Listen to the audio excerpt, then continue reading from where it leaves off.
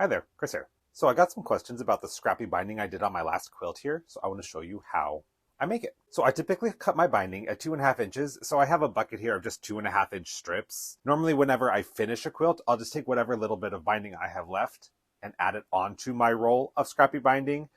But with this quilt, I ended up using up all of my scrappy binding, so I need to make some more anyway.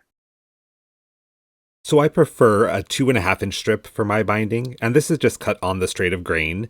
If you prefer bias binding, you can absolutely do that. You would just cut your strips out on a 45 degree. Now these are full length strips, they're the full width of fabric, and I don't want that much in one section because I want this to look scrappy. So what I'll do is I will cut these down into smaller pieces. Some I'll cut in half, some in thirds.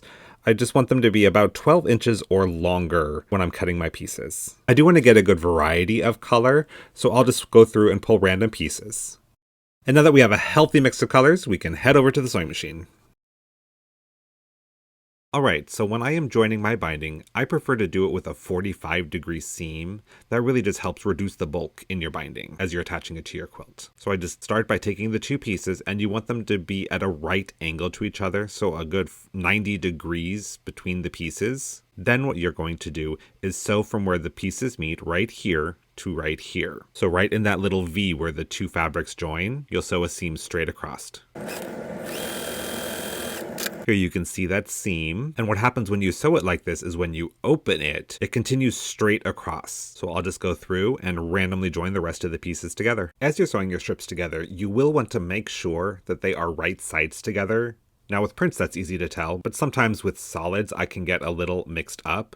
You just want to make sure that all your seams end up on the back side of the binding. I also like to turn my stitch length down just a little bit, so I usually sew my binding at about a 1.8, just because it's a little bit of a shorter seam and I want to make sure it's secure as I'm handling it, attaching it to the quilt.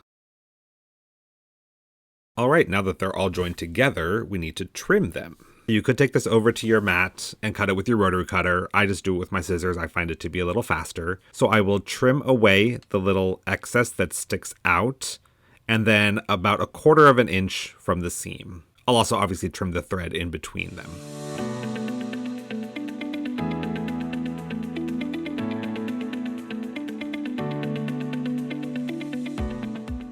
Now I do prefer to press all of my seams open on my binding. It really helps manage the bulk because you'll be folding this over a few times throughout the process. So the more you can reduce bulk, the better. Now I'll just go down the whole strip and iron all of my seams open and iron out any wrinkles that may be in there. Now some folks like to also fold their entire strip in half lengthwise and press that to have it all ready to go for when they're binding their quilt. I personally like to leave it flat and I just fold it as I go, attaching it to the quilt. It's totally a personal preference, you can do it either way, but for today I'm just going to leave it flat. Alright, it's all sewn together and pressed. So now what I like to do is wind it up on an empty thread spool. This keeps it nice and tidy while you're attaching it to your quilt. To get it started on the spool, the easiest thing I have found is just a little bit of painter's tape. Just like that, and then we start winding.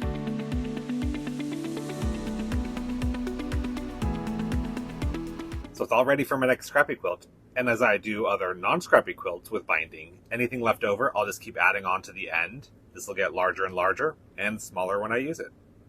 Thanks for watching.